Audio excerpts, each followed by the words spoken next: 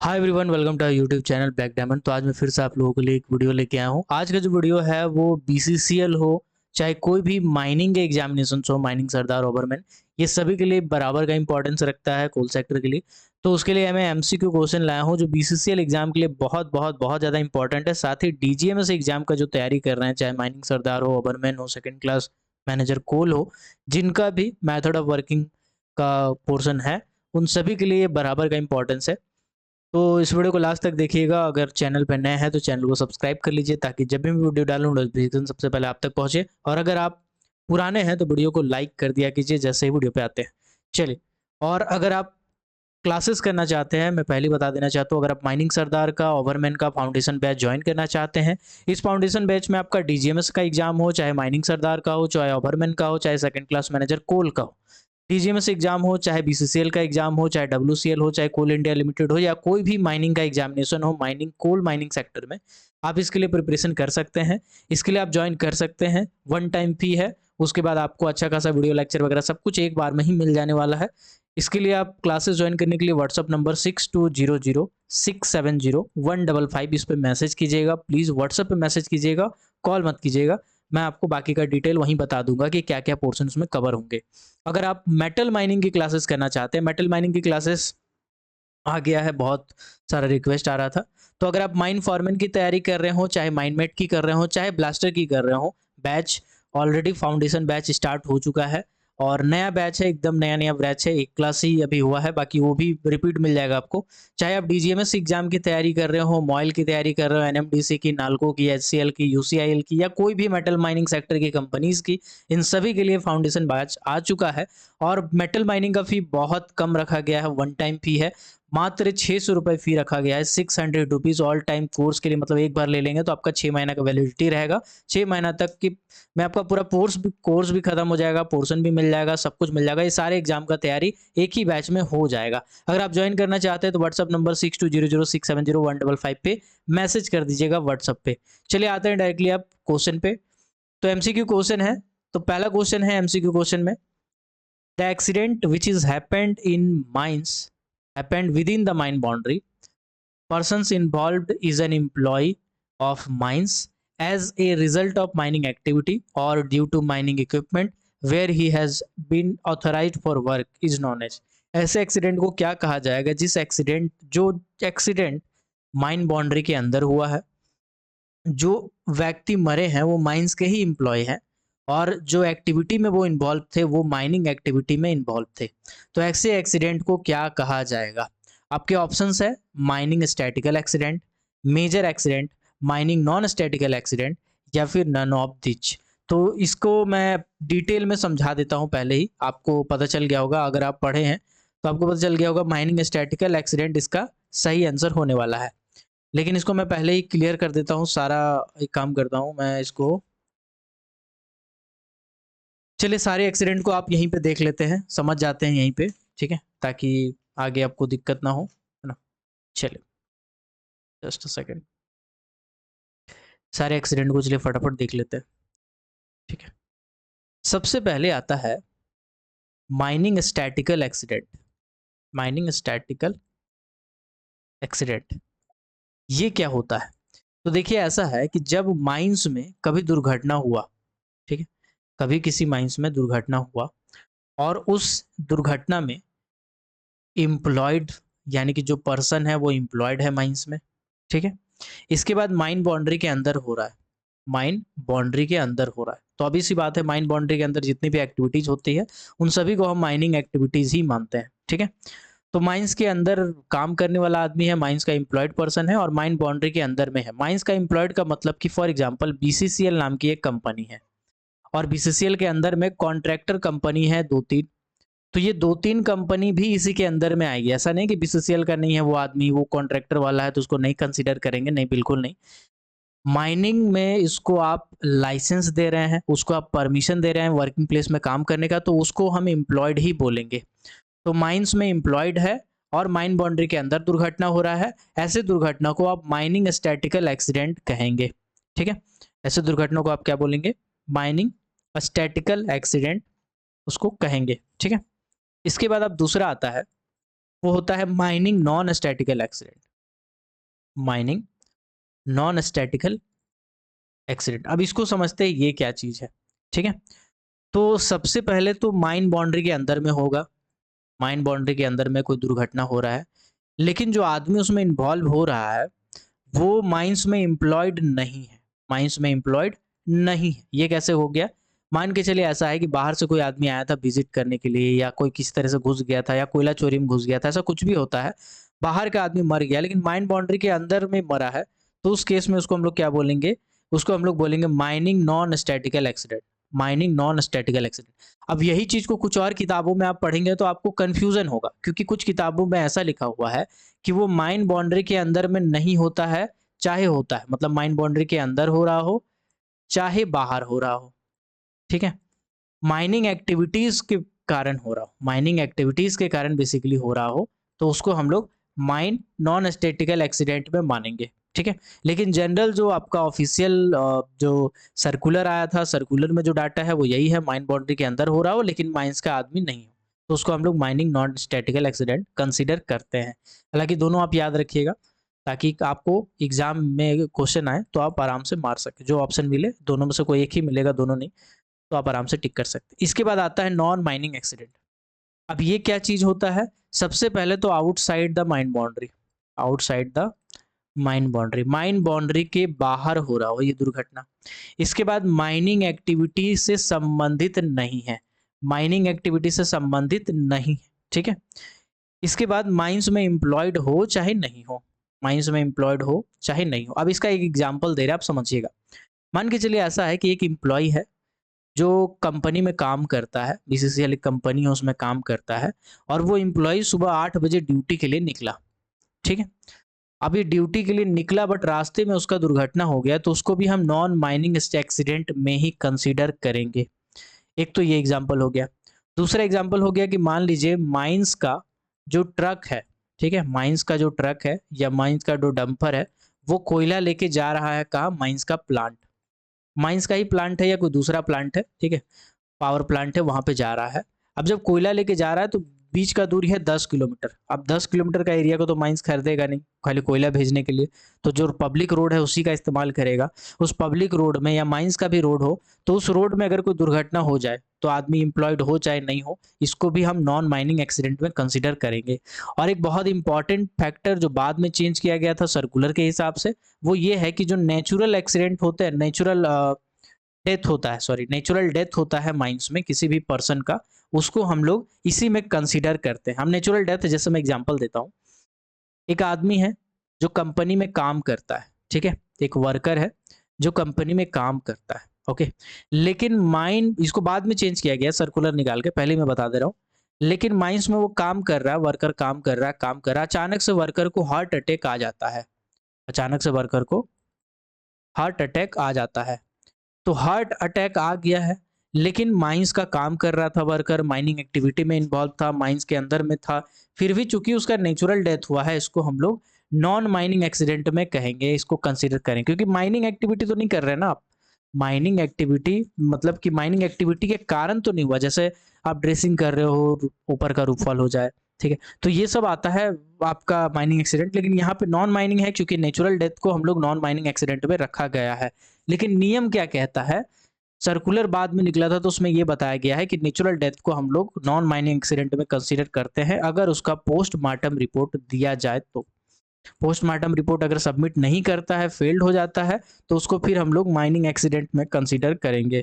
तो या तो पोस्टमार्टम या तो दूसरा उपाय होता है पंचनामा। अब ये पंचनामा क्या चीज होता है सर?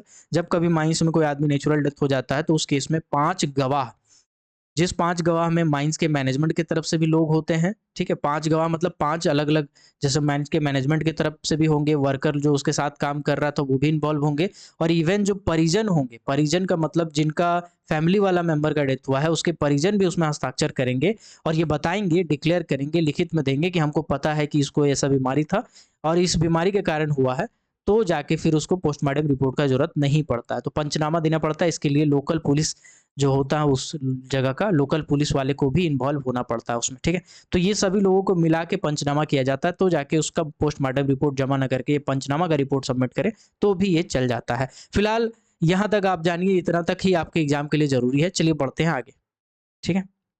चलिए, तो ऐसे क्वेश्चन अब अगर कभी भी पूछे जाएंगे, माइनिंग स्टैटिकल पूछा जाए, नॉन स्टैटिकल पूछा जाए, तो ये सब आई होप आप अब बता सकते हैं। ठीक है, अगला क्वेश्चन पे आते हैं।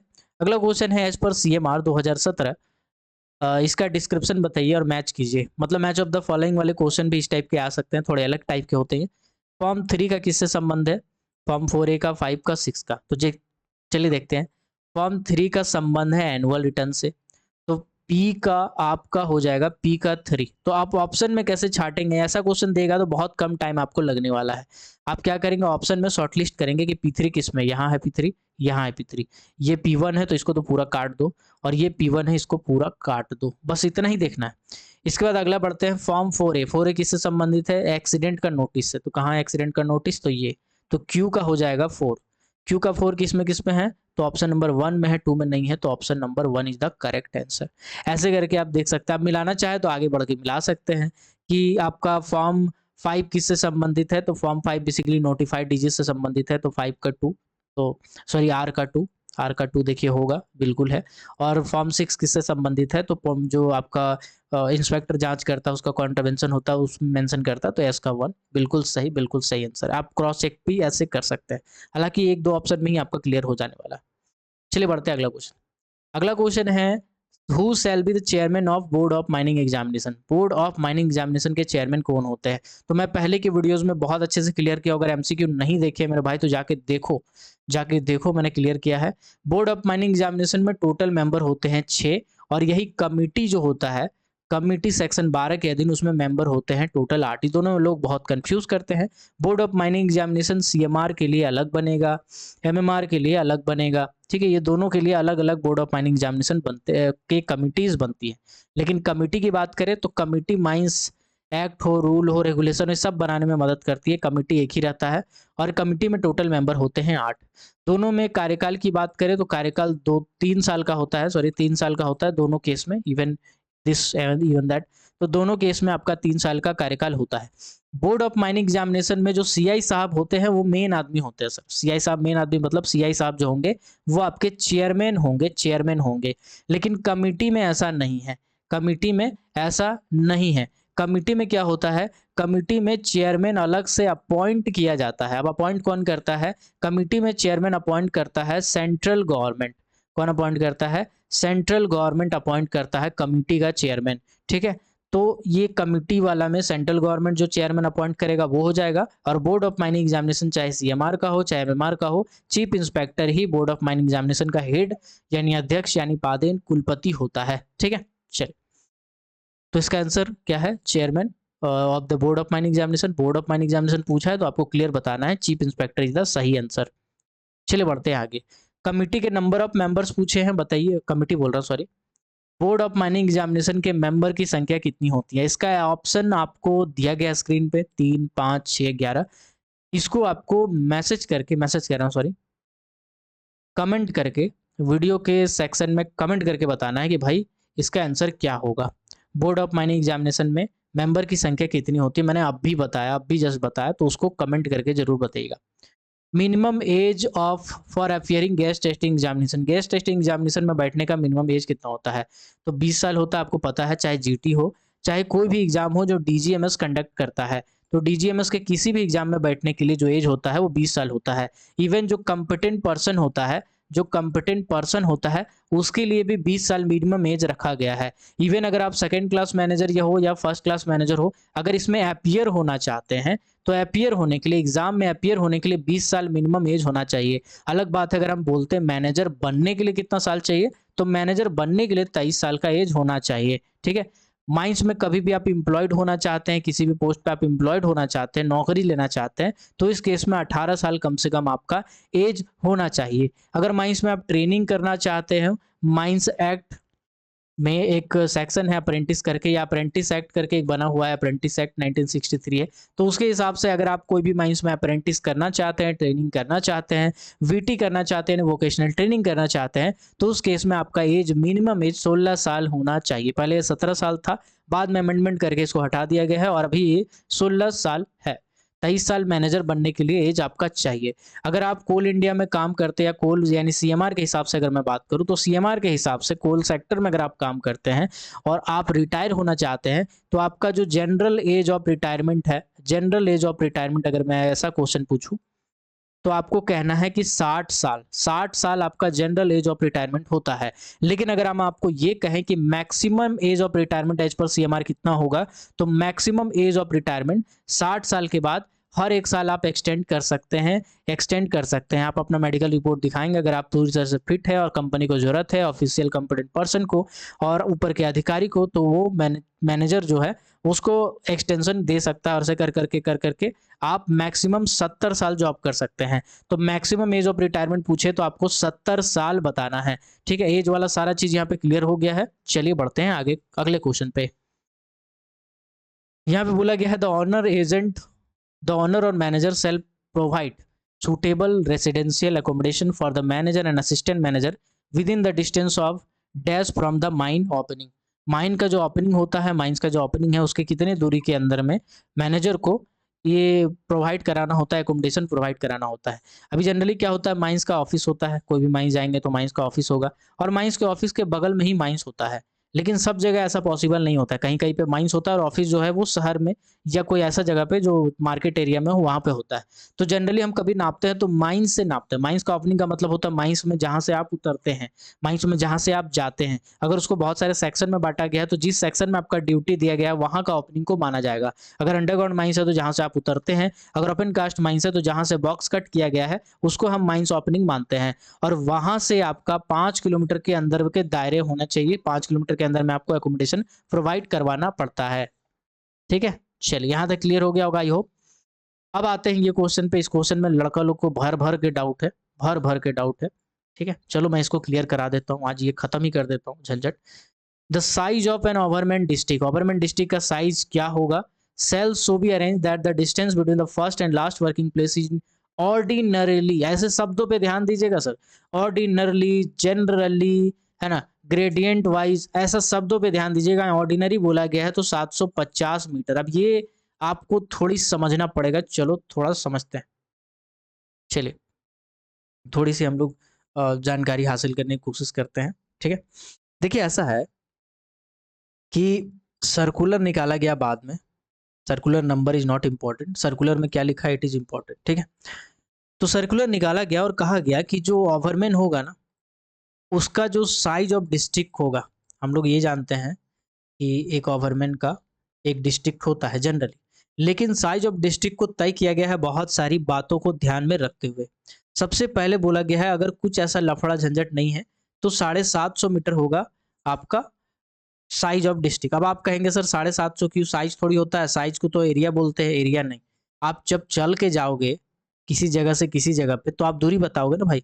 आपको बोलेंगे बताओ आप धनबाद से बोकारो जा रहे हो तो उसका दूरी कितना होगा, तो आप बोलेंगे कि 40 किलोमीटर है या 30 किलोमीटर है, जो भी बोलेंगे। ठीक है, तो साइज ऑफ जो डिस्ट्रिक्ट है, गवर्नमेंट डिस्ट्रिक्ट है, उसको भी हम लोग मीटर में नापते हैं। ठीक है, तो ये चीज़ क्लियर हो गया। तो अगर ऑर्डिनरी पूछे, जनरली पूछे, ऑर्डिनरली लिखे या जनरली लिखे, ठीक है ना, ऐसा कोई शब्द इस्तेमाल करे तो आपको बोलना है 750 मीटर। पहला और लास्ट फेज जो होता है, फर्स्ट पॉइंट और लास्ट पॉइंट, उसके बीच का 750 मीटर का दूरी होता है जो ओवरमैन को देखना होता है। ठीक है, लेकिन कभी कभी क्या होता है, कभी कभी जो कोल सीम का थिकनेस होता है ये थिकनेस घट जाता है। कभी कभी 1.5 मीटर से लेस थिकनेस भी होता है। 1.5 मीटर से लेस थिकनेस अगर कोई कोल का सीम है, अगर कोई कोल का सीम 1.5 मीटर से लेस है तो उसमें क्या होगा, उसमें जो ऊपर का चाल होगा वो गिरने के ज़्यादा खतरे होते हैं। ठीक है, क्योंकि इसमें अलग अलग लेयर चेंज होता है, कोल कोल है, कोल के बाद अचानक से रॉक आ गया है तो उस केस में थोड़ा दिक्कत होता है, सपोर्ट से लेके बहुत सारे चीज़ों का, गैसेस का भी दिक्कत होता है। तो इसी केस में हम लोग गवर्नमेंट डिस्ट्रिक्ट का जो साइज होता है उसको चेंज कर देते हैं, घटा देते हैं। क्योंकि अगर 1.5 मीटर से कम थिकनेस है तो बहुत सारी समस्याओं को डील करना पड़ता है गवर्नमेंट को, इसीलिए जो उसका साइज ऑफ डिस्ट्रिक्ट होता है उसको हम 450 मीटर तक रखते हैं। अप टू लगा दीजिएगा 450 मीटर तक, या तो अप टू बोल सकते हैं या not more then, not more then is ज़्यादा एक्यूरेट आंसर। ठीक है, हालांकि इतना डिटेल में खैर जान लीजिए, नॉट मोर देन 450 मीटर। ठीक है, इसके बाद कभी कभी क्या होता है, कभी कभी जब इनक्लाइन आप बना रहे हैं या जो आपका रास्ता है, जो गैलरी है, उसका ग्रेडियंट 1/5 से ज़्यादा होता है। 1/5 से जब ज़्यादा ग्रेडियंट हो जाता है तो उस केस में आपको क्या करना पड़ता है, उससे ज़्यादा ग्रेडियंट होने पे आप उसका कार्य दायरा को घटा देते हैं 450 मीटर से ज़्यादा नहीं, नॉट मोर देन 450 मीटर ही आप उसका दायरा रखते हैं। ये सब हो गया आपका केसेस। हमने बताया ओवरमैन डिस्ट्रिक्ट का साइज 750 मीटर, ये हम अंडरग्राउंड के इसमें बता रहे हैं, ठीक है, अंडरग्राउंड के केस में बता रहे हैं, ओपन कास्ट वाला बताएंगे, घबराइएगा नहीं। साइज ऑफ ओवरमैन डिस्ट्रिक्ट क्या है, वह जनरली 750 मीटर होता है, ठीक है ना। लेकिन अगर सिम का थिकनेस 1.5 मीटर से कम है, यानी थीन सिम है, तो उस केस में आपको 450 मीटर से कम रखना है, not more than 450 metre, 450 metre से ज़्यादा नहीं हो सकता है, ओके। इसके बाद अगर ग्रेडियंट 1/5 से ज़्यादा हो जाए, ठीक है, ज़्यादा का मतलब जैसे 1/4, जैसे 1/3 ऐसा ग्रेडियंट हो जाए, तो उस केस में 450 मीटर से ज़्यादा आप दूरी नहीं रख सकते हैं एक फेस से दूसरे फेस के बीच का, कार्य दायरा उतना ही रहता है, ठीक है। इसके बाद अगर डेवलपमेंट चल रहा है, ठीक है, और 100 टन तक निकल रहा है, ठीक है, 100 टन तक कोयला निकल रहा है, तब तक तो ठीक है। लेकिन जैसे ही 100 टन को एक्सटेंड कर देगा, 100 टन जैसे ही पार हो जाएगा किसी शिफ्ट में, एक पर्टिकुलर शिफ्ट में अगर प्रोडक्शन 100 टन से ज़्यादा हो जाता है, तो 100 टन के बाद हमको अतिरिक्त ओवरमैन का ज़रूरत पड़ता है, अतिरिक्त ओवरमैन का ज़रूरत पड़ता है। जैसे अगर हम कह दें कि 105 टन किसी माइंस का प्रोडक्शन है, तो बताइए ओवरमैन का साइज क्या होगा, ओवरमैन कितना रखना पड़ेगा। तो 100 टन होता तो हम एक रखते, लेकिन 105 हो गया है तो हम 5 के लिए एक अलग से ओवरमैन रखेंगे, मतलब हमको ज़्यादा रखना पड़ेगा, कुल मिलाकर के एक आ जाए तो ज़्यादा रखना पड़ेगा। अगर डेवलपमेंट कर रहे हैं, अगर डिप्लरिंग कर रहे हैं, तो यही जो चीज़ होता है ना, वो 125 हो जाता है, 125 हो जाता है, 125 हो जाता है। 125 से ज़्यादा जब बढ़ जाता है तो उस केस में हमको बढ़ाना पड़ता है ओवरमैन का नंबर ऑफ ओवरमैन का संख्या हमको बढ़ाना पड़ता है।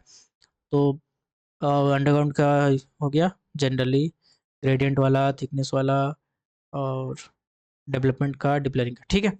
चलिए अब आते हैं अंडरग्राउंड के केस, और अंडरग्राउंड हो गया, अब चले आते हैं ओपन कास्ट के केस में। देखिए ओपन कास्ट में क्या होता है, पहले अंडरग्राउंड का एक पॉइंट छूट गया था। अंडरग्राउंड में अगर लॉन्गवाल फेस है, अगर लॉन्गवाल फेस है, तो लॉन्गवाल फेस में हम प्रोडक्शन को भी इग्नोर करेंगे, लॉन्गवाल फेस में हम प्रोडक्शन को भी इग्नोर करेंगे और मैन पावर को भी इग्नोर करेंगे। अभी मैन पावर वाला पॉइंट बताना मेरे से रह गया था, चलिए बता देते हैं। एक ओवरमैन के अंदर में मैक्सिमम जो आदमी रह सकता है वो 100 आदमी रह सकता है।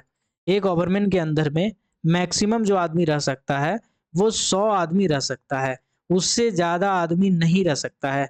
तो अगर आपसे कभी पूछेगा कि एक ओवरमैन के अंदर में कितना आदमी रह सकता है, मैक्सिमम 100 आदमी रह सकता है। ये सब हो गया आपका अंडरग्राउंड वाला खेला। अब चलिए समझते हैं ओपन कास्ट का खेला क्या है, चलिए समझते हैं। तो डिटेल में जाना तो नहीं चाहिए, लेकिन भैया टाइम जब खराब होगा ना, तो आप ऊँट में भी बैठेंगे तब भी आपको कुकुर काट लेगा। तो चलिए ओपन कास्ट को हम समझते हैं। ओपन कास्ट में जनरली क्या होता है, मशीनरी से काम होता है। ओपन कास्ट में जनरली मशीनरी से काम होता है। तो जब कभी आप मशीनरी से काम करते हैं तो उस केस में आपको मशीन काउंट करना पड़ता है। अब मशीन में एक होता है एक्सकूवेटर और एक होता है एंकिलरी मशीन्स। एक्सकूवेटर का मतलब होता है जो भी कोई चीज़ को एक्सकूवेट करे या काटे उसको हम लोग एक्सकूवेटर बोलते हैं। जैसे कि शॉवेल, जैसे कि बकेट व्हील एक्सकूवेटर, जैसे कि ड्रैग लाइन, जैसे कि आपका जो भी कटिंग वाला काम करे वो सभी को हम एक्सकूवेटर के कैटेगरी में रखते हैं, ठीक है ना। जैसे कि आपका रीपर भी आपका इसी में आ जाएगा। तो जैसे कि ये सभी के सभी हमारा एक्सकूवेटर के कैटेगरी में होता है, ठीक है ना। अगर सॉफ्ट माल है तो पेलोडर को भी हम कह सकते हैं या डोजर को भी कह सकते हैं, ठीक है। इसके बाद एंक्लरी मशीन्स का मतलब होता है जो मशीन सहायता करता है काम को सुचारू रूप से करने में। जैसे जैसे ग्रेडर, ग्रेडर कोयला काटता है या कुछ काटता है, मुश्किल है नहीं काटता है, लेकिन ये रास्ता बनाने में मदद करता है। जैसे कि ड्रिल मशीन, ड्रिल मशीन कोयला काटता वाटता है क्या, नहीं, लेकिन ये हमें मदद करता है ड्रिलिंग करने में ताकि हम ब्लास्टिंग सुचारू रूप से कर सके। जैसे कि डंपर, डंपर तो हमारा कोयला नहीं काटता है, लेकिन ये सुचारू रूप से काटने में मदद करता है, सुचारू रूप से निकालने में कोयला मदद करता है, मतलब हमको हेल्प करता है, तो इसको बोलते हैं एंकिलरी मशीन। तो एंकिलरी मशीन गया तेलंडी में, हमको देखना है सिर्फ एक्सकूवेटर। तो एक ओवरमैन के चार्ज में मैक्सिमम 5 मशीनरीज ही रहेंगी, मैक्सिमम 5 मशीनरीज ही रहेंगी, और 1.3 से लेकर के 1.5 किलोमीटर तक का दायरा हम दे सकते हैं। 1.3 से लेकर के 1.5 किलोमीटर तक का दायरा हम एक ओवरमैन के कांधा में लाद सकते हैं। आई होप यहाँ तक क्लियर हो गया होगा, ठीक है। चलिए ओवरमैन वाला क्लियर। अब आते हैं अगला क्वेश्चन पे। कहाँ गया भाई, भूल गया। फिर से वही सवाल भैया, एक गवर्नमेंट डिस्ट्रिक्ट का साइज बताइए अगर डिप्लरिंग चल रहा हो तो किससे ज़्यादा प्रोडक्शन नहीं हो सके, इससे ज़्यादा नहीं हो सकता है एक गवर्नमेंट के अंदर में। तो आपको मैंने बता दिया है, इसका भी आंसर आप कमेंट सेक्शन में कमेंट करके ज़रूर बताइएगा।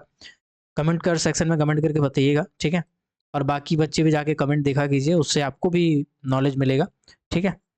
चलिए, और अगर आप क्लासेस करना चाहते हैं, चाहे आप माइनिंग सरदार की करना चाहते हो, चाहे आप ओवरमैन की करना चाहते हो, ठीक है, तो उसके लिए भी व्हाट्सएप पे मैसेज कर सकते हैं। और अगर माइनिंग मेट की करना चाहते हैं, माइन फॉरमैन की, ब्लास्टर की, तो उसके लिए भी व्हाट्सएप नंबर 6200670155 इस पे मैसेज कर सकते हैं, ठीक है।